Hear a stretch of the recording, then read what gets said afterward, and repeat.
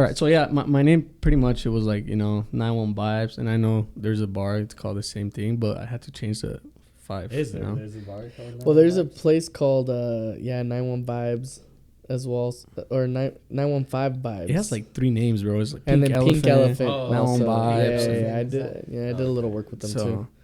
I mean, I had to be a little bit original and use it myself. And now people know the name because of what I do, the content, pretty much. But welcome, guys, back to one more episode of the 91 Vibes. This episode is actually going out on the 2023, so this is going to be the first episode of the new year. So Nice. Sick. we'll be good. Today, I have 2 special people with me. One of them is the CEO of Madhouse, Mr. Louis. What's up? What's up? And in my right hand, I have the life of Seabass, Mr. Photographer, one of the best I've seen. So, what's up, brother? What's up, y'all? How y'all So, feeling? how you guys doing, man? I know you guys just saw each other again for like, I don't know how many days you were. from Last each time other. he was here was for the Kodak concert, Hmm. and he was here for a couple days and then flew back out. And then, now he's here for a week? Yeah, like a week. Week or We're so? waiting to see the family, for Christmas and stuff. Okay. How do you guys met? I know you guys been friends for a while. Like, how did it all started? Like, how did Madhouse started for you to him for work for you? Right. So Madhouse, that started. What was the idea?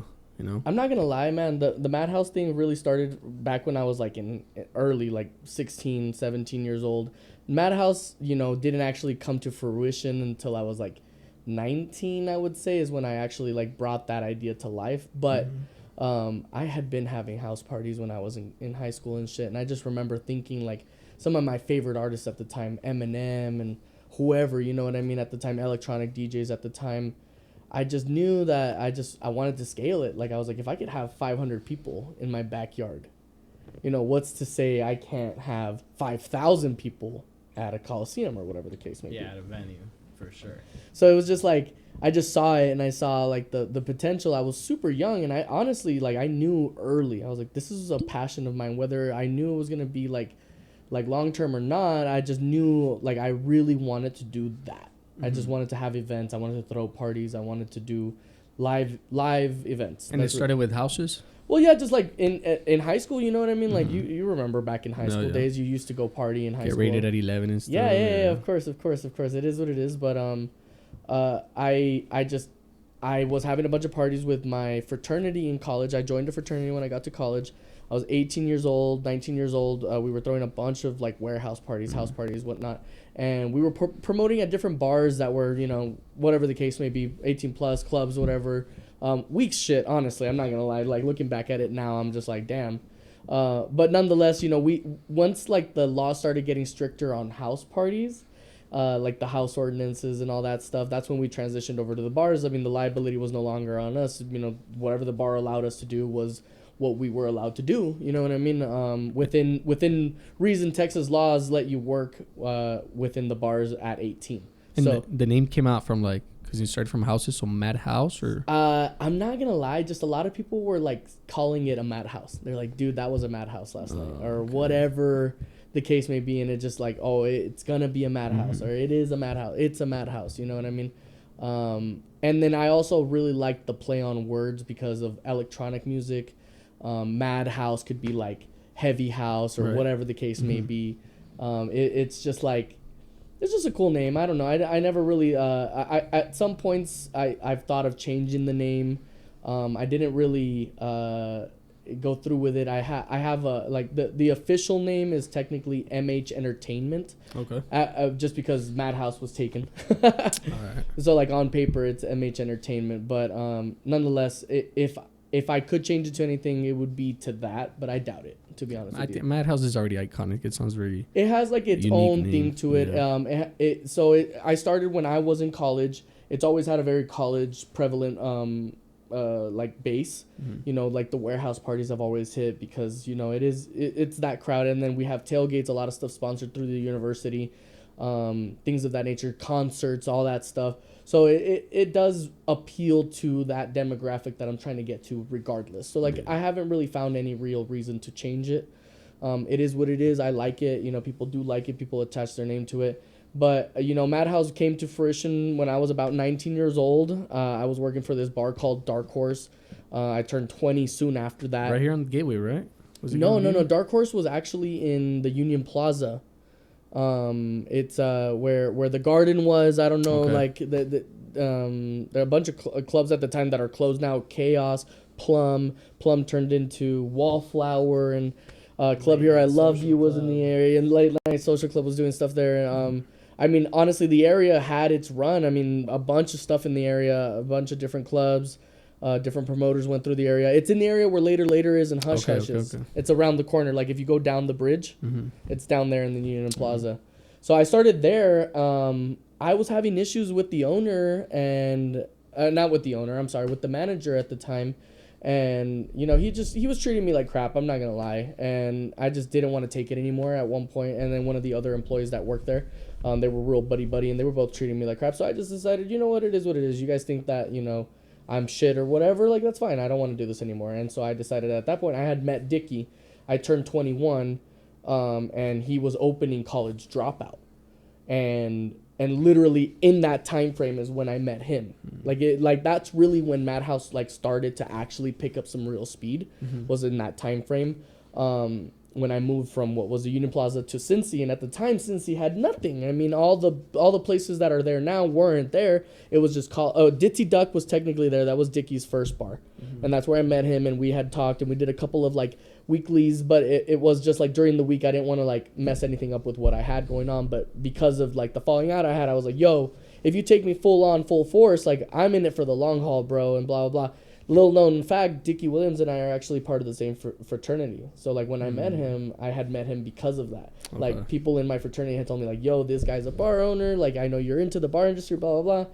So, when I met him, I was like, yo, like, we're actually in the same fraternity. He's like, no way. Like, that's sick. And so, we had a lunch. Since then, it's just, like, the rest is history. Soon after that, I met Seb. I mean, Seb, you want to give a little light of your situation? He told us his whole story, bro. That's what I didn't know. Well, that's how it started. I mean, obviously, there's been a lot of growth from that point till, you know, I would say the beginning of this year was like a lot of growth. 2020, there was obviously some like serious, like I guess. So funny enough, I mean, going back. I've known Luis for such a long time. You started very young taking pictures, right? I was still in high school. I was 17 years old when I met Luis, and I was junior going into senior year. I was hanging out with this photographer that was one of our mutual friends at the time. And funny enough, I remember going over to Luis's house one day because he was having this Halloween party, and he was dressed up as a keg. I showed up with my homie dressed up as cholos, and it was just fun. He used to have all these crazy events, all these parties. I never wanted to go to college. I was going into my senior year, and I remember my yearbook / camera teacher, whatever class it was, right, gave me a camera to use for the school year. So Luis hits me up one day. He's like, yo, he's like, I need a photographer. My guy can't do it. You want to come shoot at this place called College Dropout? And I was like, yeah, fuck it, whatever. So I started, you know, shooting his events throughout Cincy. We did College Dropout. We did Sister Esther's. We did Ditzy Duck. Then we moved on to doing Rooftop. Then we did stuff with... Dude, the Rooftop days. Hold on, real quick. Let's not blow past that. Rooftop once. You did? Once, and I didn't like it, dude. No, I mean, hey, you know... Wait, when did you go? Honestly, like maybe 2018. Okay, that 17? Was around that time frame. What was it lit or was it... It was lit. It was lit, you just didn't like the vibes? It was... Because, you know, it was like two separate rooms. Like, it was the bar over here. And like that little room, it was too crowded. Yeah. Like, wait, I know, like, HQ, everything is super crowded, but since it was very small, oh no, this place fit like 180 people, jam packed, like a jam packed. Like, to give you reference, like we can jam pack like 350, 400 into HQ. You know what I mean? So I'm saying like jam packed, like the place was tiny. Damn, the place was tiny. But dude, we used to go, that place was crazy. It was crazy. That place was crazy. This guy was filming a video one time. One of the bartenders fucking blows fire into the inside. Yes, bro. Yeah, so he had this thing where it was like a trick where he would take a shot and light something and he'd blow it out and it would cause this like huge fire. Oh fuck. So one day I'm there and I'm like, yo, yeah, let's do this for the recap video, whatever.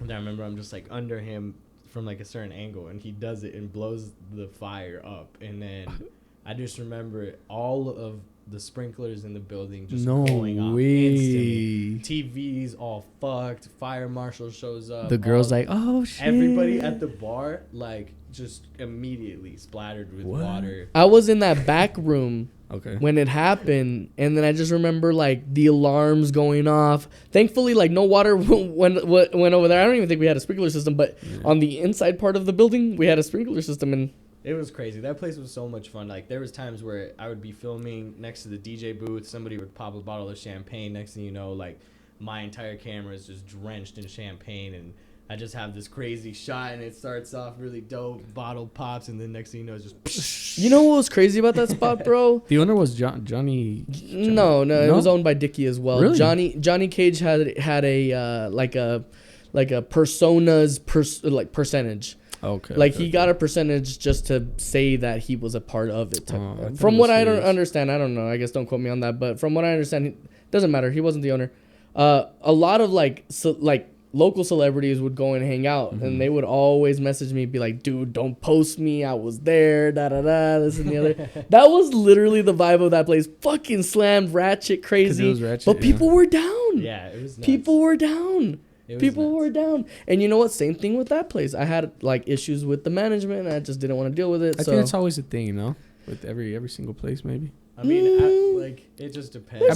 There's just issues. Differences. There's differences and there's issues that can be worked out, but I feel like when there isn't other options, and like for instance, like for a management, like if there's only one, you know what I mean? For instance, like Rooftop only had one manager. You know what I mean? It was either fire him or, you know, whatever. So it was like, I just didn't want to deal with it anymore. So I decided I wanted to, you know, part ways with that project, and we were going to explore other options there, but it didn't happen. And then that's when my own fault as well. I was trying to come up with some money to make something else happen there, but it didn't happen. Yeah, and that's when things, you know, started to evolve. Like we were doing everything on Cincy, from College Dropout to Ditzy to Sister Esther's to Rooftop. Then we started doing Electric Cactus. And all you were doing was pictures and videos of what was going on? I was shooting everything. I was still in high school. This is from 2017. No, but I mean, at that point, you were already graduated. Yeah, like from 2017 up until like 2020, I rocked out with Lewis. We did everything from every single bar on the west side to every single bar on the east side.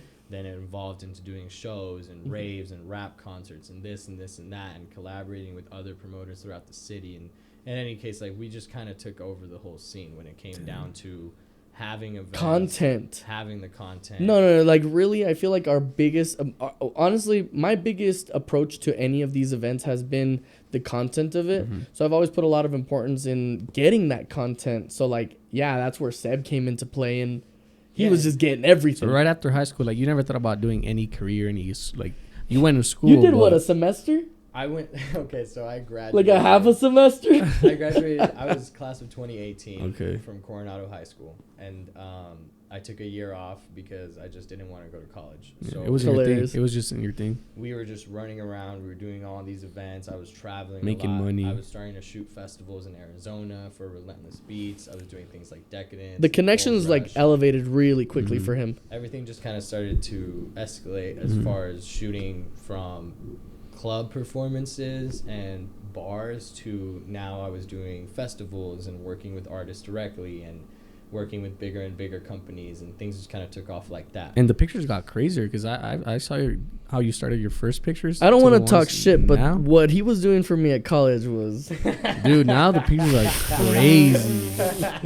I'm like... Hey, it was lit, though. It was a good time. It was a good time. I needed it just to post. It was promo. Looking back, like when I was in high school, I remember showing up to the bar, and I had this the school camera that I was using, right? And my teacher, keep in mind, my teacher knew that I was using the school camera to shoot at the bars. She trusts you. She just didn't care. She was she was chilling about it. Out. Shout out Miss M. Shout out Miss M. For real. Shout out Miss M. And I remember I used to come into the bar and I had this bright ass fucking LED light, and I didn't know how to use flash at the time. Like, I just turn on this light and just put it in people's faces and take pictures. So hey, that's what I do right and now. I was like, yo. Basically. I was like, okay, I could do video, I could do this, and I taught myself everything. I really did. Like, I just learned from YouTube and from being out in the field, from shooting every single night. Like, we were doing 4 or 5 days a week where it was just like there was days I was missing school. There was days where I remember I had. I mean, it's like that now still. You know, there's certain weeks like Thanksgiving week, for instance. So Thanksgiving week, I'm sure you followed along, bro. You remember that shit. Not only did we have an event Wednesday, Thursday, Friday, Saturday, and then like all of the fucking all of the FIFA games. Oh yeah. So it was like that, bro. Like we had tailgates, we had warehouse parties, we had the bar events, blah blah blah, whatever. Yeah. All fucking weekend, back to back. It's always been the same, just like it's at a much more elevated level now. And who controls all that? You control every single one of them? Yeah, Damn, bro. There was times we would do like whatever, Thursday at college dropout, then Friday somewhere else, and then Saturday morning at 9 a.m. wake up and go set up the tailgate, and then Saturday night go east side, and then Sunday do a brunch party. So it was just like non-stop. Every fucking day. Every single week. You guys have never gotten like tired of like party every day? No, I mean, I'm tired. or is it still excited for you to go to bars for now? Just like a typical thing? So like, bro, I'm not gonna lie. It's the only time I'm excited is if I know that I have an event that's large scale and that's already sold out or close to, or like the numbers are really good already going into said show, ticket event, whatever. But like, to be honest with you, bro, in this industry, I learned over the years, there's ups and there's downs. Thankfully now it's at a much more consistent level, but I could lose it just as easily as I gained it, or and it's not even that I gained it easily, considering like I'm on year 5 if you don't include 2020, but technically I'm on year 6 now, or closing on year 7 now. So a lot of people don't like. I have a lot of people that work with me and whatnot, and that we do events with. That do other events for me, under me, that don't necessarily have Madhouse tied to them. And a lot of them don't see like the instant success. They see the work. And I also go through that. Whenever we start a brand new event, there is a uphill battle to get it rolling. When things go south, or if things run their course, because they do, you know what I mean? Like places become new, places are hot, and then people get over it, or whatever the case may be. Places get tainted for fights or whatever, you know what I mean? People don't want to go to said place, you know what I mean? You have to learn when to, press that eject button. You got to get out of situations, because you can't grow if you don't learn how to move forward. You know what I mean? And that's something that I've always been super big on, of like, yo, if I'm in a situation where I'm not happy, I'm not growing, I'm not doing anything anymore, like it's time to stop. It's time to close that situation. Open your so my mental capacity, obviously, and everybody's can only reach so much, right? And you hire people to do more things for you, whatever the case may be. But if I have my mental occupied with a Saturday night party, Sunday night party, whatever, right? And it sucks. It's not doing well. And I know for a fact it's not my promo, because everything else I'm having is amazing, right? We're selling out everything else. It's just this specific place. Well, then there's something else that's outstanding that's not tied with me. It's time to close that chapter. Yeah. And that's something beautiful that I've always like really been super grateful for working with Dickie, is he has the same mentality of like, when it's time to close that chapter, it's time to close it. You know what I mean? He understands that. And like, so he's always helped me with that. Like he understands like, yo, it's time to, let's do something else. Yo, that didn't work. Let's do this. You know what I mean? And it's awesome, because he's giving me that opportunity with having so many different places, and he's open and closed so many different places. So he understands that as well. And I've grown with him. I've seen the lows. I've seen the very lows with him. I've seen the very highs with him. Thankfully now I'm probably like, his knight in shining armor, if you would, not to like go too crazy, but I do a lot for him, and it's thanks to him. You know what I mean? He gave me that opportunity, and the rest of the owners involved in that and all those projects is like they opened the door for me to allow me to express myself in the ways that I want to with their help. I'm not gonna sit here and say that it was all me, because truth be told, Dickie does help a lot, and then him too. Given that he was helping me a lot with content and whatnot. When he moved out to LA, I'll be the first to tell you guys, the bigger growth happened because of the things he was learning out in LA and helping me out with here. Yeah, I think for me, knowing what I wanted to do at such an early age when I was 17, and understanding like, hey, this is something that I can make money off of, and this is something that I want to pursue, definitely put me at an advantage compared to some of the classmates that I had and people that are in my class that are graduating college this year and they still don't know what they want to do. You know, they haven't had any experience in the real world. How are you going to be 23, 24 years old and it's your first year actually getting hit by what the real world is? And what was the big connection that got you out of here? I think for me, it got to a point where we were shooting so many events. We were doing everything throughout the city. When I was 19, 20, this is 2019 and 2020, it got to a point where I just, we knew everybody. We could get into any event. We could shoot whatever event. I knew all the promoters, all of the owners for the bars and the clubs, and it just kind of reached a cap for me. There wasn't any more room for growth.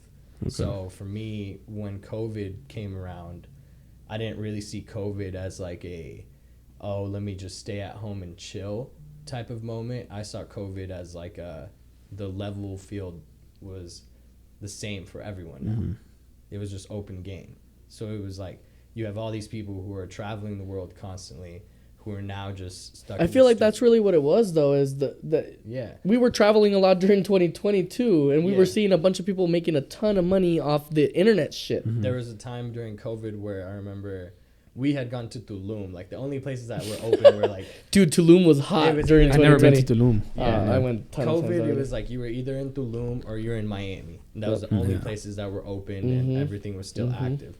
But at the same time, from COVID aside, I had definitely reached a cap here where I just didn't feel like I could grow anymore.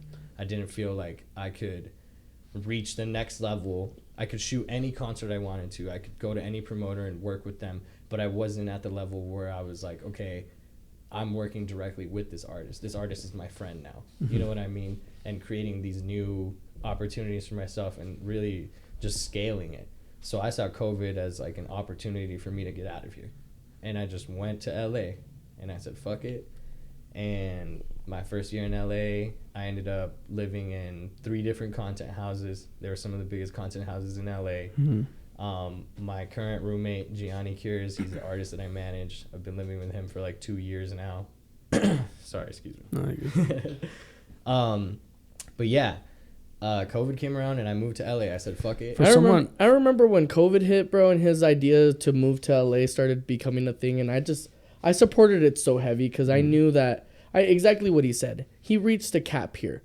You know what I mean? There's only so much you can do in photography and videography in El Paso. Even if the simple fact of the matter is the connections you gain in the music industry in LA just surpass anything in the rest of the world. Yeah, and that was my main thing, was like I didn't want to be, I have clout in El Paso. I didn't want to be one of those guys. I didn't care about that. My goals and my dreams are always like so big, and they still are, even at the level where I'm at now. I'm thinking about doing bigger shit, and it has always been that mentality for me. Yeah, I can relate to you because the same thing with COVID happened. Before that, I used to just make like compilations on YouTube about like soccer and stuff like that. Okay. And after COVID, I was like, I should start making something for myself. I'm tired of my same thing. So I wanted to do a podcast, and I started thinking about doing interviews. I would see people doing interviews. So I guess after COVID, it happened to me as well. Like, I got to do something for my life. I got to do something I enjoy. Like, I don't like having an average job, like no one does. So what advice would you give to someone like me? You seen my stuff. You know what I do.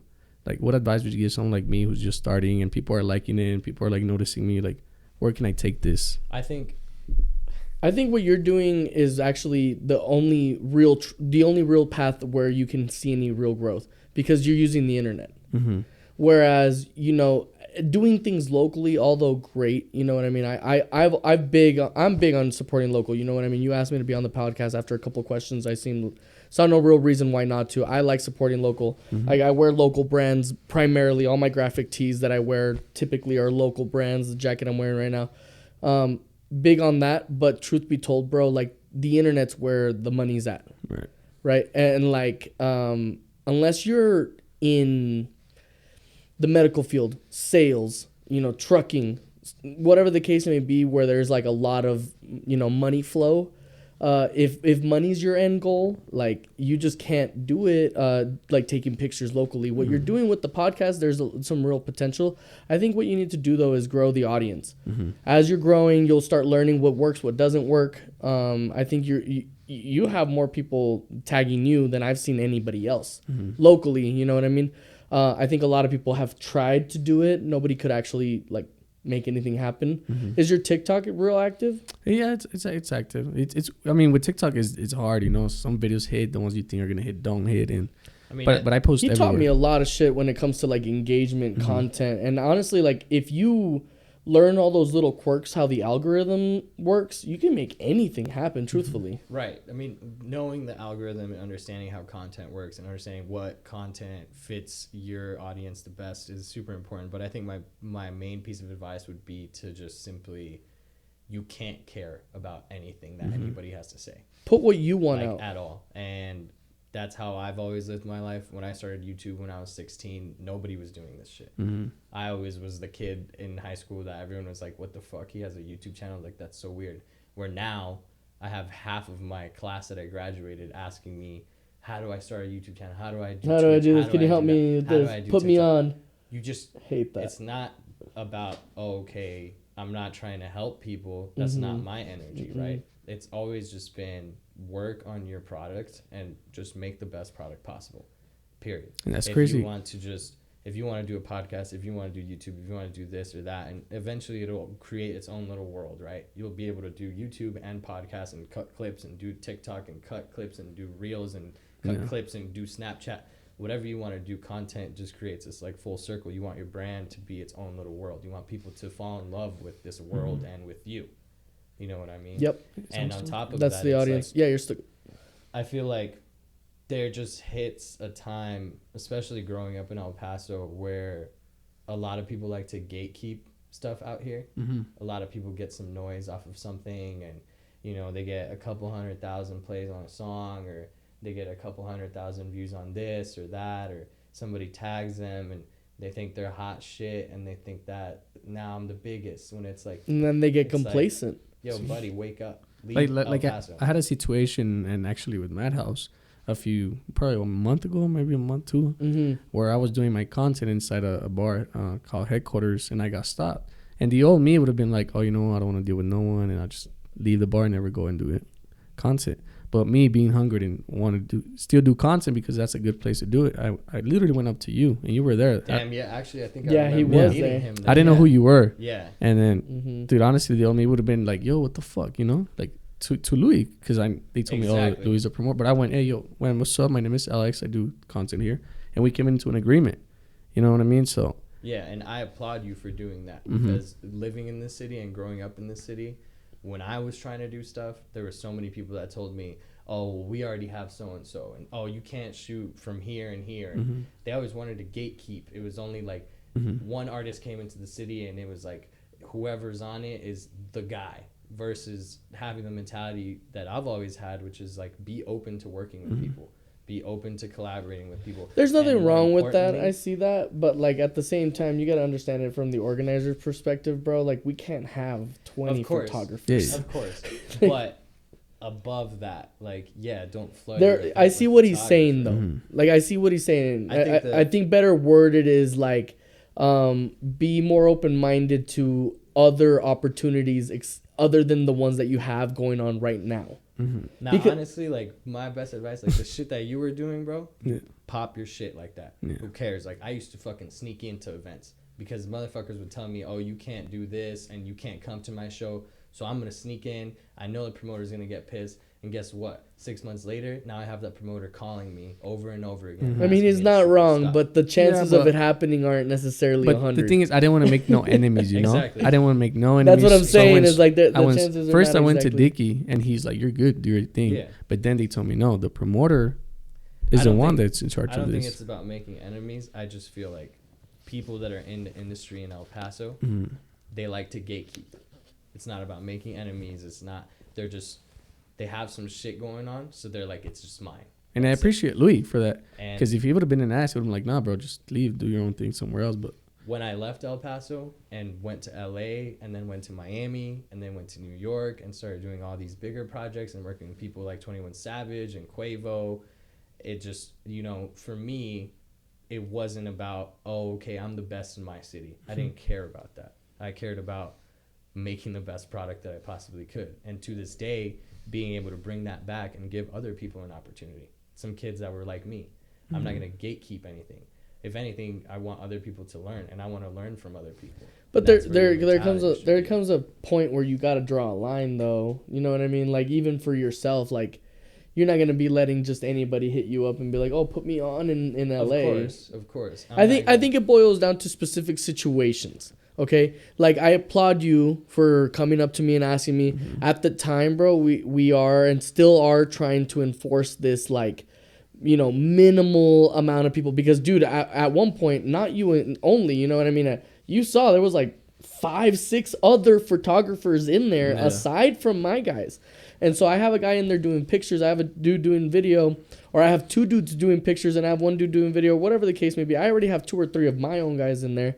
Like, the crowd's not necessarily reacting well. For a show, different, okay? If we're getting content of the artist, cameras are pointed at the artist, sure, we could deal with 5, 6, 7, 8 photographers.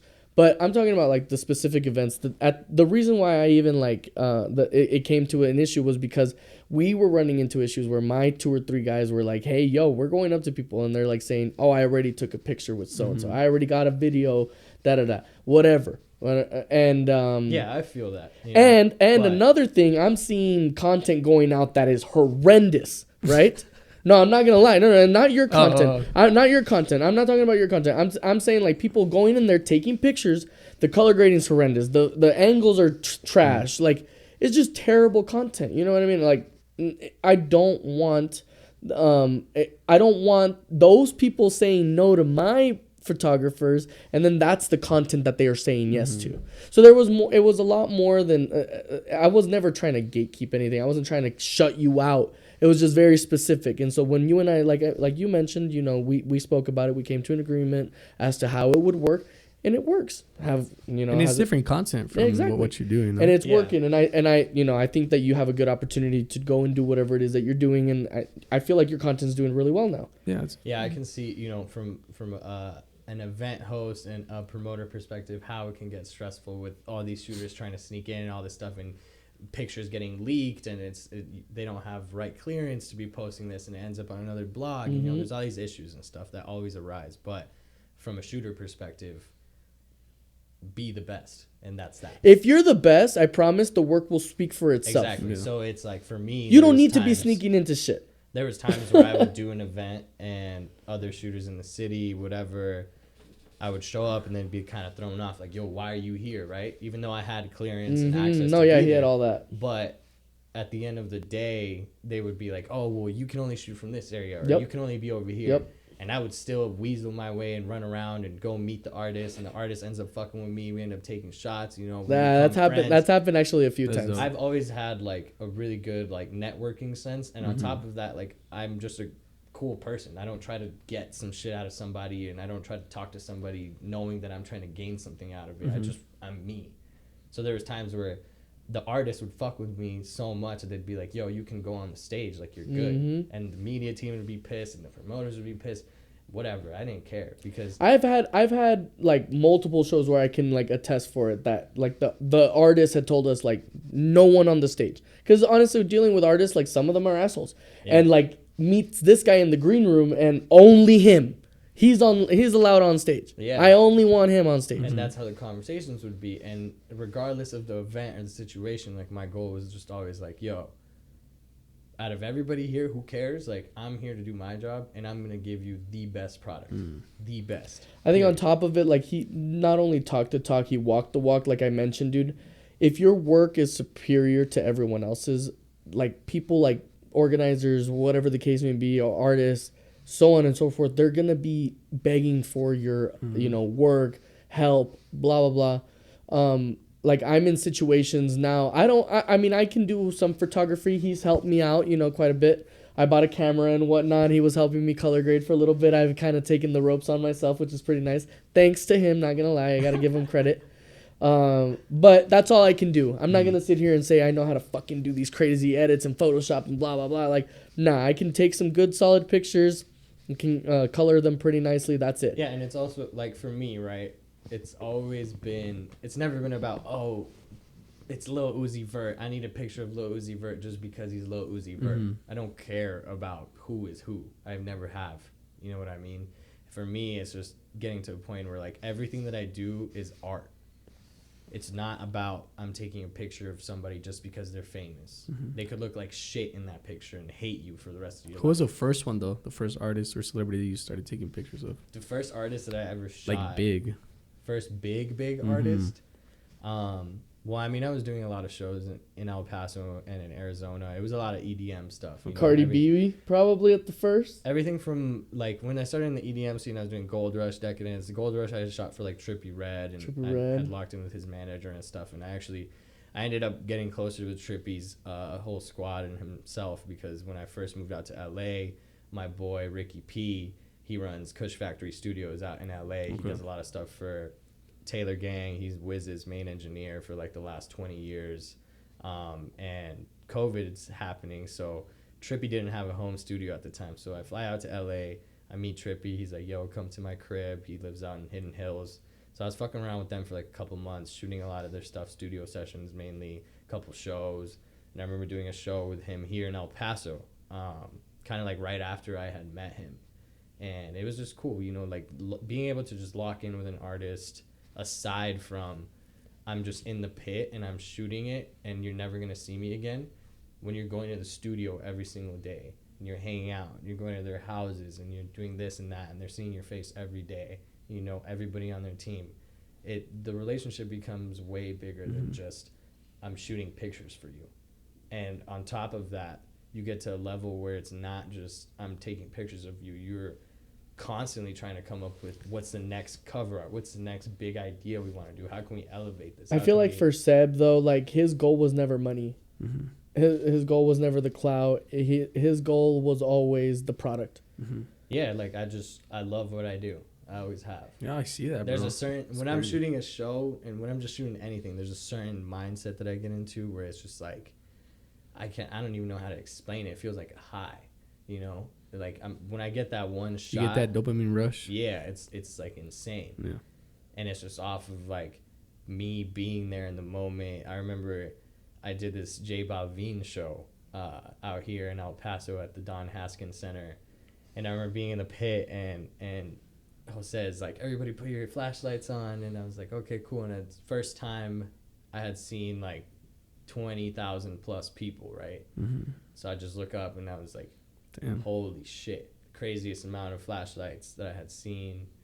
Just felt chills. Like I still get chills to this day. Yeah. Now compared to obviously doing things like Rolling Loud and EDC and seeing like hundreds of thousands of flashlights. You're so used to it now. Being on stage all the time. It's different. But there's certain moments where I still just get that high. Where I'm like, holy shit, like it's bigger than just music. It's bigger than just taking photos. There's an energy to it, for sure. You have to be able to do something that's bigger than you. And a lot of people here, they don't understand that. It's more like, check out what I did. Look how cool I am. Versus you knowing, yeah, I've done this and this and this, but I'm chasing something that's way, way bigger, where you can't even explain to people. It's not even a product. It's like an emotion. It's pretty crazy to think, though, like from where it started back when we first met and what he's doing now. I mean, we neither one of us, could you tell me back then when I met you, like, yo, if I was like, yo, bro, and fucking, where do you see yourself 5-6 years? Yeah, was there ever like negative people around you guys? Are like, nah, like stop that, don't do that, dude. You know what's funny, bro? Since we were younger too, obviously, and we were going toe to toe with the bigger promoters. You know what I mean? We were packing out everything, always, whenever, however, multi-thousand people events at my tailgates, at my warehouses, whatever the case may be. I was going toe to toe with these big promoters, so obviously they saw it coming, and of course they all hated me. Yeah. Of course they all hated him. They didn't want him shooting any of their events either. I never stopped him either. And this is what I was saying earlier. It gets to a point, right, where you just can't care. Right. You can't. You can't give a fuck about what You have to anybody keep going. has to say. Not even your friends, not even your family, like nobody, bro. You gotta have goals too, bro. It gets to a point where it's literally you versus you. And when you can get into that mentality, then that's it. You're unstoppable. Because you're not going to care about what somebody can be like, oh, this, and that. And I'll laugh in their face. And I'll be like, thanks. I like it, dude. I like negativity I'll comments. be like, thanks. I want you to see what I'm going to do in 6 months. You know my favorite thing? Unfollowing people. You don't follow people? All the time. I don't. I play with them, dude. Negative comment, I just play with them. Nah. Yeah. Or blocking people that I don't follow. See, if I follow you, you say something negative, I'll unblock you. It's like I'll unfollow you. It's like a stepping stone. If I don't follow you already and you're talking shit, blocked. I don't give a fuck, because my thing is like if you're already talking shit, like I'm gonna see you at the event whether you're blocked or not. You're gonna pull up. You're gonna go spend your money, and at the same time, you're not gonna be able to interact with any of my shit. I think for me, it's gotten to the point where I actually never thought it would be like this, right? Because everyone's so wired to instantly, you go out somewhere, boom, picture, Instagram, boom, right? You're posting everything you're doing. You got to update everyone on what you're doing. The last 6 months to a year of my life, like my whole perspective on social media has switched so much to the point where I'm just out doing crazy things and I don't even post it. I was at the strip club with Lil Baby in Miami during Art Basel. We were going crazy. All these things happening. I'm at DJ Khaled's birthday party. All these things. You don't post anything. I don't post because it's like, why? Who do I have to show? Like, I'm there. I'm enjoying it in the moment. I know I was there. I know I can tell my friends a crazy story about it later on when we're talking about, oh, this and that. My mentality isn't, I need to post this immediately so people know how cool I am. That instant gratification like goes away. I get gratification from other things, from understanding this is my life every single day. I don't need to post it. I'm just here and I'm enjoying it. And that to me is worth so much more now than posting a boomerang to show people how cool I am. Yeah, same here. People already know when I'm on. I don't post unless it's a reel or nothing. Like I never post if I'm at a bar, if I'm not doing anything. Yeah, I mean, I post very little, only because I have to. Yeah. You're a promoter, obviously. On my personal page.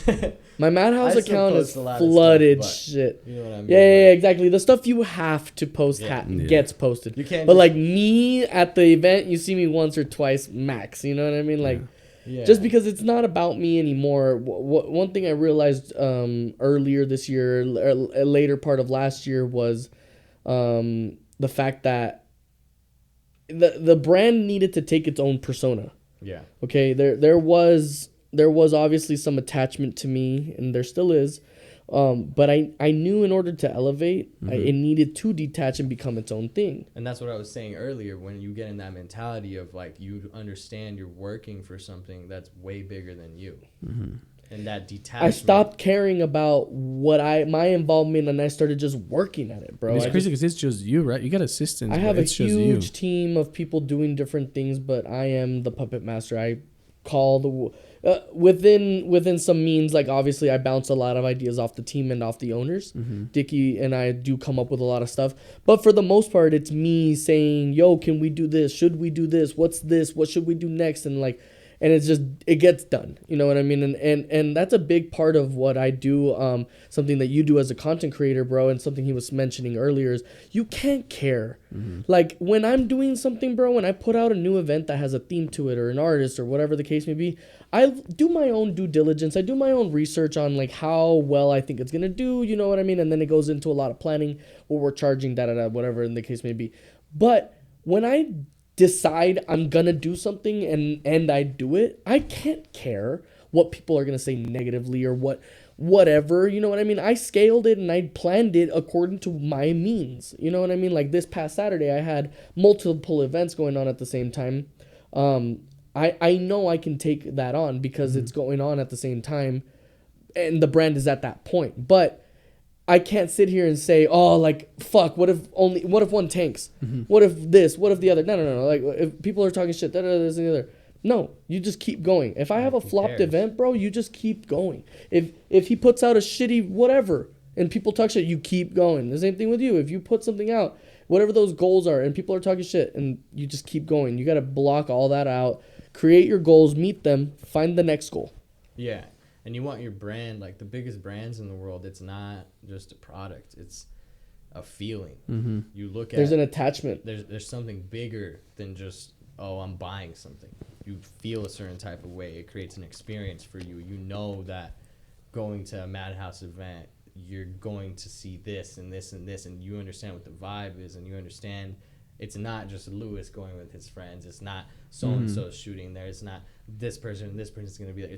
It's a whole environment. And that's catchy about it, Madhouse. The whole Instagram thing, the whole like picture and video, that's catchy as hell, bro. Everything that you do around your brand, like you want to create an experience that's way bigger than just you for people. You want people to leave with something left in them. You want them to be like, holy shit, like this was so different.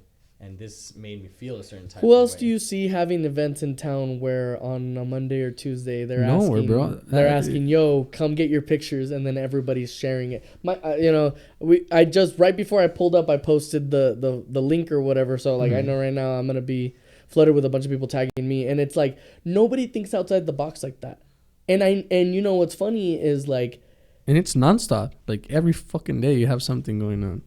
It's just like like a snowball effect. Yeah. And like I mentioned earlier, you got to learn when things run their course. I'm not going to sit here and say that all of my projects are going to be perfect forever. They could potentially fail at some point, and some do. Thankfully, right now I'm on a really good run.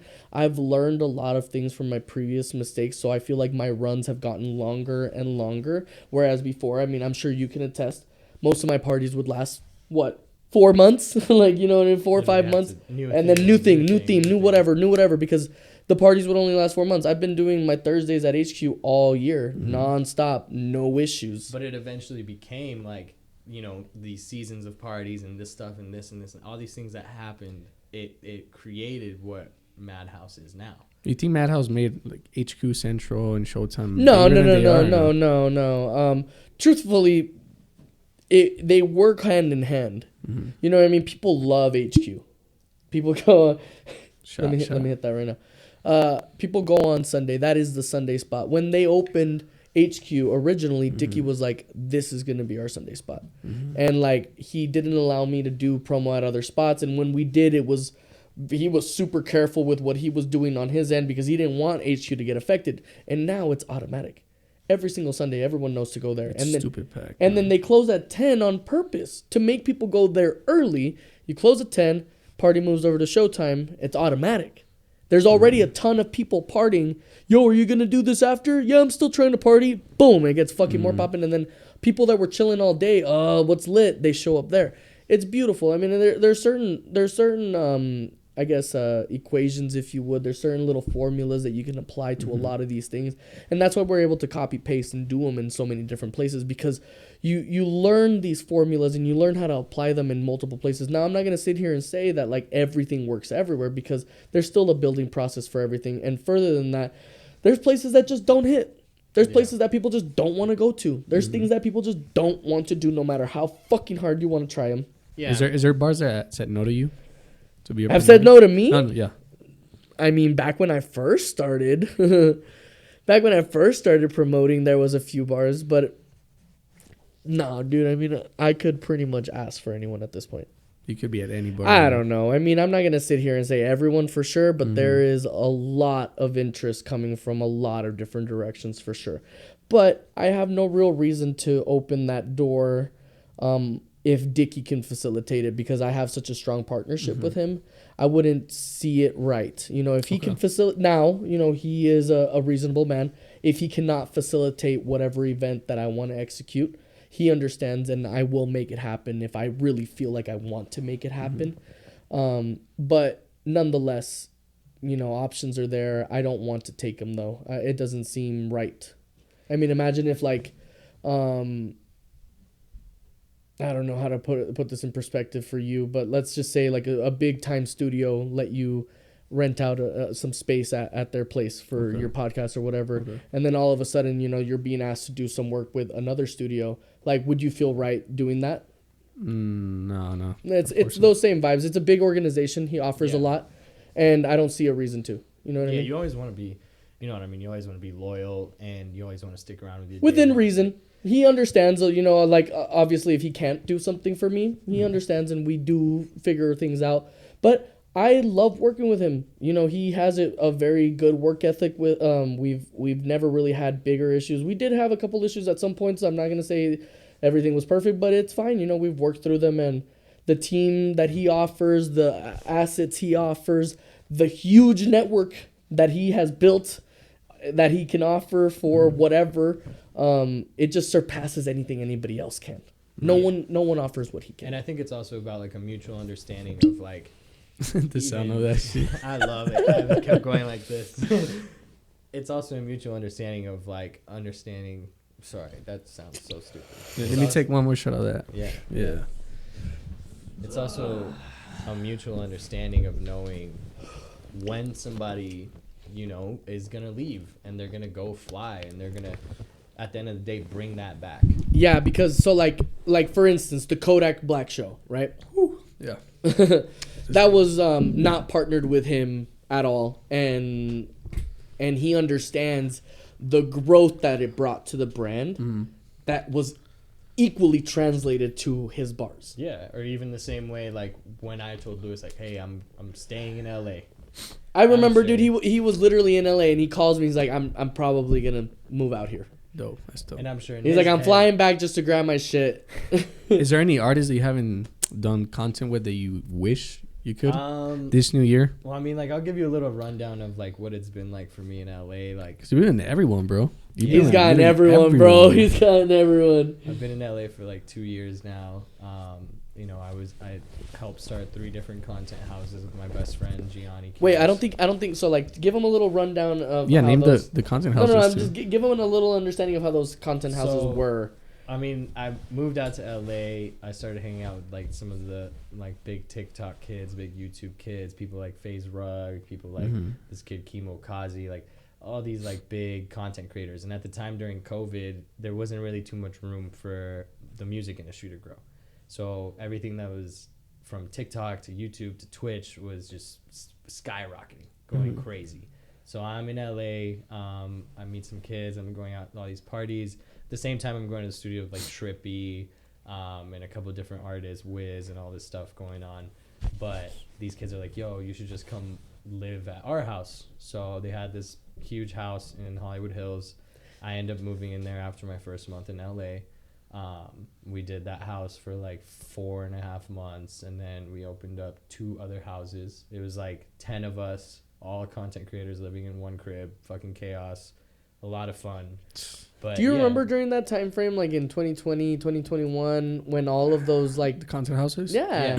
So I did like 3 different with Rice Gum. Were you at Rice Gum and all those guys or no? Yeah, I mean the FaZe house, like the FaZe house, the old house on Weed Lake with the Hollywood sign over the pool. Like we were going there all the time. Yeah. Like we had actually toured that house to live there for a minute, but the last people that had lived in wasn't there it Justin Bieber's house? Justin had also lived in there. Yeah. Everybody's lived everywhere. Dude, That's the can thing you about take LA. a guess at what like the monthly rent for some of these houses are? I'll say 300, 400K. A month? Yeah. Nah, I mean Less. I don't know, bro. I don't know. Okay, I mean that's a little. All right, like 90. I'll say like 90. Yeah, like most of the houses we lived in were like 60, 75,000 a month. I had one friend, he had moved into like Holmby Hills. He had a beautiful property. It was like 120,000 a month. But I mean, regardless, a lot of artists rent houses for 6 months and they move on to another property and they move on to another property until you buy a huge, like, you know, $10 million, $15 million property. But at the time, I lived in 3 different houses, and I did the 4th house with my friend Kimo, and it was just like a smaller group of us. And then after that, I was like, okay, shit's open back up. I was getting my foot back in the door with music, and I was still obviously doing shows. I was still working with a lot of artists. I was still fucking around with Trippy, Wiz's people, and like a lot of new artists too. And I met Eli, my mentor. So this is about 2 years ago. He started a project called the Crew League, which was a basketball tournament. I saw that, yeah. We did 4 seasons. We just finished season 4 in Atlanta. They just hit 1 million on TikTok. It's a TV show. It's on Revolt TV. We're partnered with Revolt, but we've had everybody from Chris Brown to Quavo to Roddy Ricch to Drake 21 to Nelly Choppa, 21 Savage, Anuel. You Crazy lineup. Waka Flocka. Waka won this past That's season, crazy, and then he dude. came and played our show. Yeah, Waka and I. He was all hanging out with him because of the crew league stuff like that. But yeah, I mean, my mentor Eli really did teach me a lot about what it was to work around some of these big artists and not only do photo but bring something bigger in value. So I was doing things of, handling communications with artists, bringing in influencers, bringing in Twitter promo, trying to bring in sponsors for the event. A lot of these things that I didn't even know I was capable of doing until I got to LA. And that kind of just made me into learning how to apply these formulas. Kind of the thing what I was kind of mentioning earlier. Some of these bigger guys, they obviously know what the fuck they're doing, and just teaching him how to apply it. It's just like multiplying their own shit. And that's what I was saying earlier. Like, you have to be open to working with people, and on top of that, mainly you have to be open to learning, whether you're teaching somebody something or you're learning from somebody. But for me, it's always like I've always kept my whole circle around me is all successful people. Always has been. Unless it's like some of my friends that I just want to go get fucked up with. But which is everyone. But even then, I'm still trying to throw them game. Because every single time that I sit down with my friends, it's not even that I don't want to talk about work. It's just that's my life. I'm so passionate about work. My whole mind revolves around what's next and what are we doing? How can I help you? How can we elevate this? What are we doing together?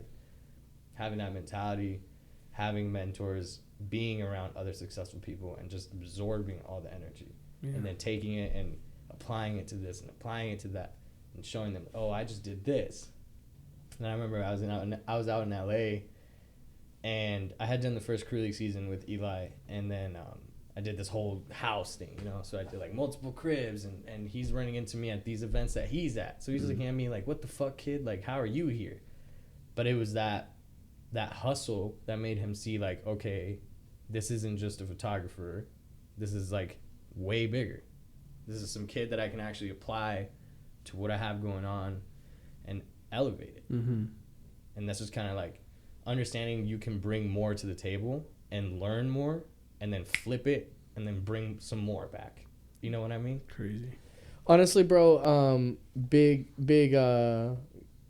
I guess some game to put you on, bro. Like when you're working with people, like he's mentioning, like going above and beyond, I guess is an easier way to put it. Doing more than just what you're asked for and applying it as much as possible. Just because if you're offering more than what you're saying you're going to offer, whoever's paying you, whoever's getting you, involved, whatever the case may be, they're only going to want to give you more. Yeah, and it's like, for me, it's never been a job.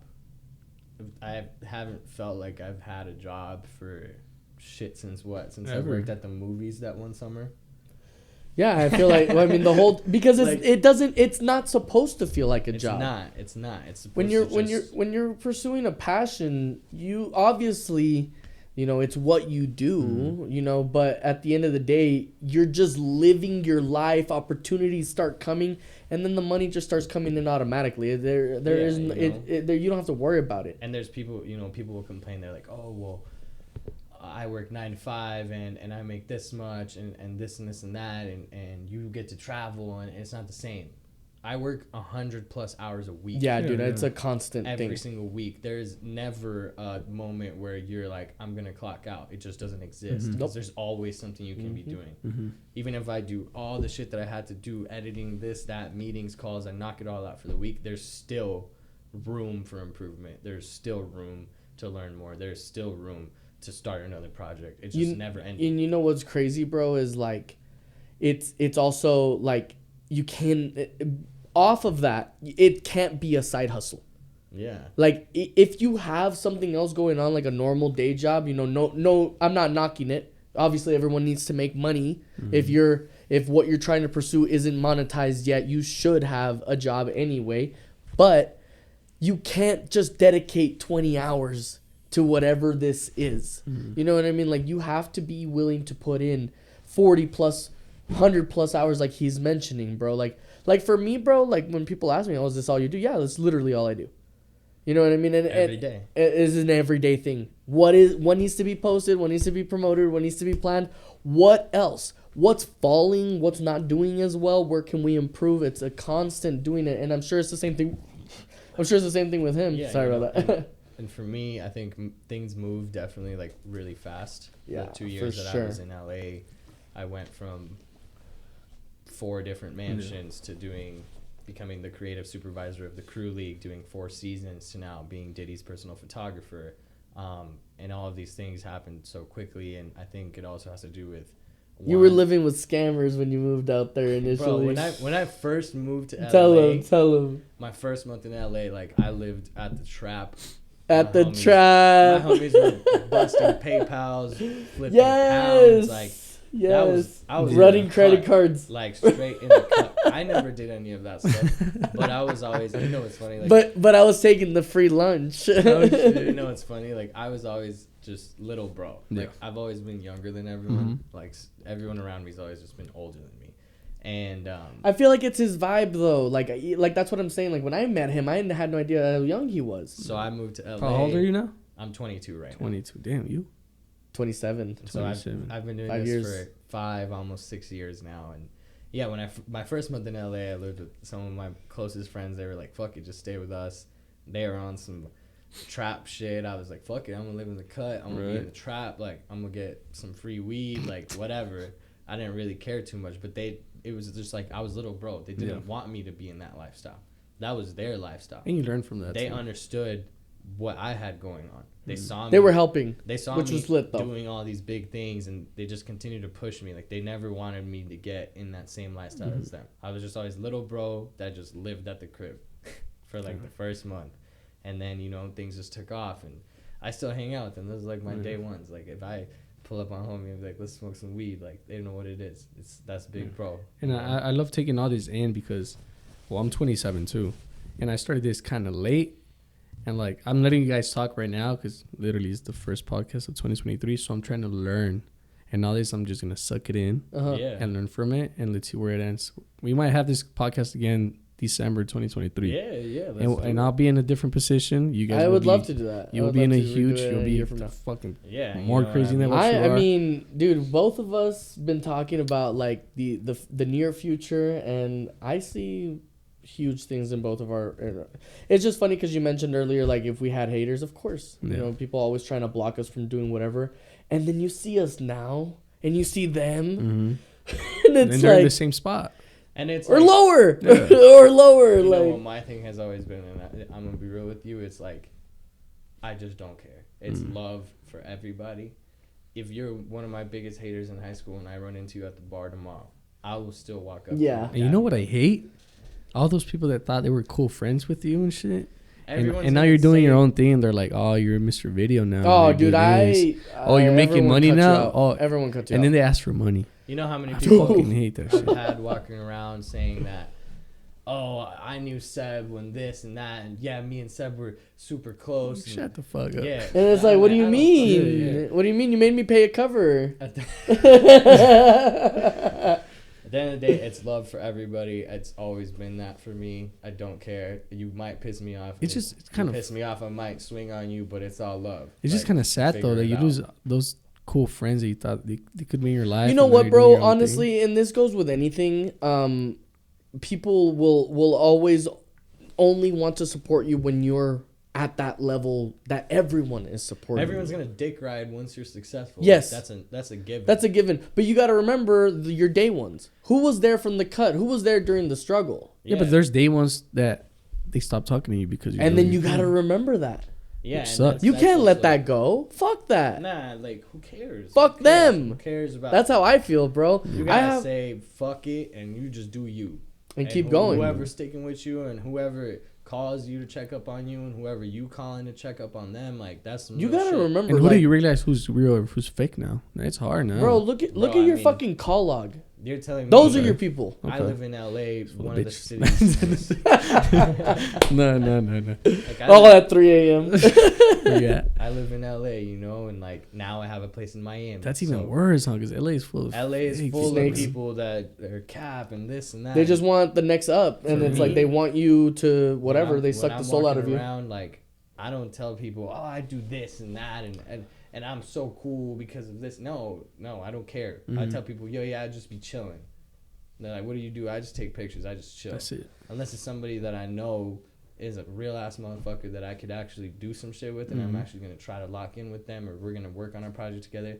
Half of these people, I don't fucking care. They're not doing. Dude, you lay low. You don't need to give anyone your energy. Just do you, bro. Just do you and be humble and give back. And like that's where I'm at right now. Is like coming back to this city. Like I was born and raised here. And I grew up here till I was fucking 20 years old. Lived my entire life here pretty much. Yeah, I'm in that transition right now. And like for me, I'm telling you. Oh, go ahead.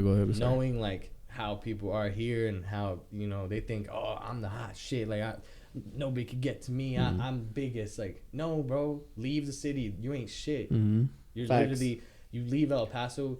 No one knows you. Playfield. No one knows you. You don't know. Like, it's just like, yo, you want to play ball with the big dogs? Do it. And once you can, it'll do humble that, you too. Yeah, and on top of it, it's like, Bro, just go hang out of town. And it's like, just go hang out in Phoenix. Just like learn how fast you become. That's actually where I'm going and do. You go anywhere, bro, and like obviously like there you can build up a reputation or like a fucking network or whatever the case may be. But you go anywhere brand new and you learn so fast. You're literally a nobody. Yep. Yeah, and especially if you're trying to get in an industry where it involves music or it involves creating content. Yeah, welcome to the big world. When it includes influence, like, I think if it includes influence, bro, like you're nobody until you're at that level. Like you want to be the best, that shit don't come easy, bro. You want to be the best, you better fucking rock your shit every single day. And it's like on top of that, now I'm in a mentality where it's like, for sure, I could have said fuck El Paso years ago. I'm gonna be like, I hate that city, whatever. I don't want to go back there ever again. I still come back here. My homies still live here. I still talk to them all the time. My parents live here. Respect. I want to come back to the city and help other creatives out. I want to build a studio here, free of charge. Whoever the fuck wants to use it to shoot, just sign up. Except if they hate on you, fucking. Who cares? Who cares if they hating on me, bro? I don't give a fuck. Damn. I got my own shit. You know what I mean? I don't have time to worry about haters. I don't have time to worry about what somebody got to say. Like, you cannot catch my drive. It's either like you're gonna watch me do it or that's it. Like there is no other choice. You know what I mean? But like I said, it's all love for everybody. Like even if you doubted me, if you didn't want to give me an opportunity, and now you're asking for help, guess what? I'll help you because that's the type of person I am. So yeah, I want to come back and I want to build a city. I want to have a festival here. I want to make it all fucking free. Everybody just pull up, have fun. Bring all my friends from LA to come perform. I'll fucking pay them. Who cares? It's because that's some LA shit, though. Like, you got to realize, like, that mentality is not El Paso mentality at all. Fuck no. Like, at all. Like, people in LA out there throwing $500,000 on a fucking party for no reason. You know what I mean? A few million have Drake pull up for no fucking reason. And that's normal. Like I have a lot of stuff planned this upcoming year. Like I want to do a huge exhibit with people that I've worked with and have huge prints and a lot of art stuff that I'm working on and performances and a lot of really cool shit. I'm planning on, hopefully going on tour this year and a lot of big things happening. But there's a lot of side projects where I want to do this, not even just for me, for like everyone in the city. Just to enjoy, not to be, oh, I did the biggest block party in El Paso. No, who cares? Yeah, I could have Drake pull up if I wanted to, but that's not to make money or to show everyone, oh, I'm the coolest. It's like, yo, y'all have fun. This is where I'm from, bro. Yeah. I'm gonna rep this. If I won $1 million, like if I won the lottery or some shit, like big millions, like a few $100 million or whatever, I would 100% throw like 10 million or whatever and just have like a badass festival for the city. Yeah, like I want to give other kids that were in my position the chance to actually do something, and the chance to just be them and not be under this umbrella of, oh, well, so-and-so's doing this and you're not good enough because of this or you don't have the right equipment because fuck that, bro. Fuck that. Like if you got an idea and you want to run with it, let's go. As long as it's a good idea, don't hit me with no fried shit. But it's like, let's go. Let's have fun with it. Like, it's always, you never know who's going to be the next what. You could be sitting next to a random person at Starbucks and that's the next president. I honestly, like, when it comes to, like, opportunities, I want you to show me what you got so I can see if it's worth applying. But, like, if it's something that's good and usable, bro, I'm always about it. Yeah. I'm always about working with people. I'm always about giving people an opportunity. There's a lot of people that I've worked with in LA. I had one of my best friends flown out to do crew league with me in Atlanta this past season. He's another photographer that I really fuck with his work. He's a good friend of mine, and I'm trying to help him out a lot. And I was like, yo, I'm going to fly you out. You're going to come shoot this. Shit escalated his career in so many different ways, and he knows that. And I never asked him for anything. I'm not, oh, I need 20% of this or that. No, bro. Go, fly. And whenever I call you, you know what time it is, bro. That's respect, dude. It's like you want to make good relationships with people. Right. You want to have real friends, not just business, but real connections. Where I could call someone, yo, let's just kick it. Cool, I fuck with you. Let's come smoke a joint. All right, bet.